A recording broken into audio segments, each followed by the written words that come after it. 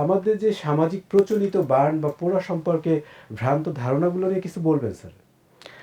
আমাদের সমাজে এখনও যেটা প্রতীয়মান হচ্ছে বা যে রোগীগুলো আমরা পাচ্ছি সেটা হচ্ছে যে অনেকেই বার্নের যে আমাদের জাতীয় বার্ন প্লাস্টিক সার্জারি ইনস্টিটিউট কিন্তু 500 বেডের হসপিটাল, এছাড়াও ঢাকাতে 3টা মেডিকেল কলেজে বার্ন প্লাস্টিক সার্জারি ডিপার্টমেন্ট আছে। ঢাকার বাইরেও বিভাগীয় মেডিকেল কলেজগুলোতে বার্ন প্লাস্টিক সার্জারি ডিপার্টমেন্ট আছে, কিন্তু আমাদের সমাজের অনেক রোগী আসলে এই সেন্টারগুলোতে আসেন না। তারা বাসায় অথবা ঘরে অথবা স্থানীয় পদ্ধতিতে চিকিৎসা করে থাকেন। তাতে করে যেটা হয় যে বার্নে সারফেস চামড়ার উপরিভাগটা নষ্ট হয়ে গেলে আমাদের শরীরে জমে থাকা যে পানি বা রস যেটা আছে সেটা বের হয়ে যায়। বের হয়ে গেলে ওই রোগীটা কিন্তু শকে চলে যায়।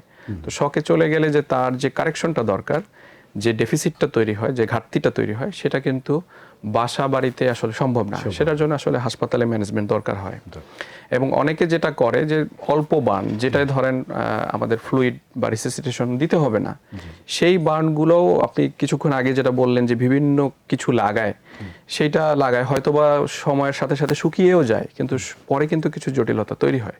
এবং এরকম জটিলতা নিয়ে স্যার এই প্রসঙ্গে যে ডিমের ব্যাপারটা বললেন যে ডিম অনেকে ব্যবহার করে থাকে, এটা তো করা অনুচিত, তাই না, না স্যার? এটা করা যাবে না।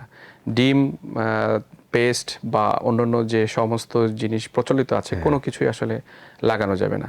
এবং পরবর্তীতে যেটা হয় যে জটিলতা হয় যে হাতের বিভিন্ন অংশ যদি বার্ন হয়, জয়েন্ট বা আঙ্গুল, এগুলো যদি প্রপার সঠিক সময় সঠিক সিদ্ধান্ত না নিয়ে সঠিক চিকিৎসা যদি না হয়, তখন কিন্তু এগুলো কুঁচকে যায়, বেঁকে যায় এবং আলটিমেটলি একটি সক্ষম হাত অক্ষম হয়ে যায়। মাই গড। তো এরকম মানে রোগী একটা কিন্তু কর্মক্ষম লোক একটা কর্মহীন হয়ে পড়বে জি। একেবারে। এবং পরবর্তীতে কিন্তু আমাদের এগুলো রিকনস্ট্রাকটিভ সার্জারি করতে হয়, এটাও প্লাস্টিক সার্জারির অংশ।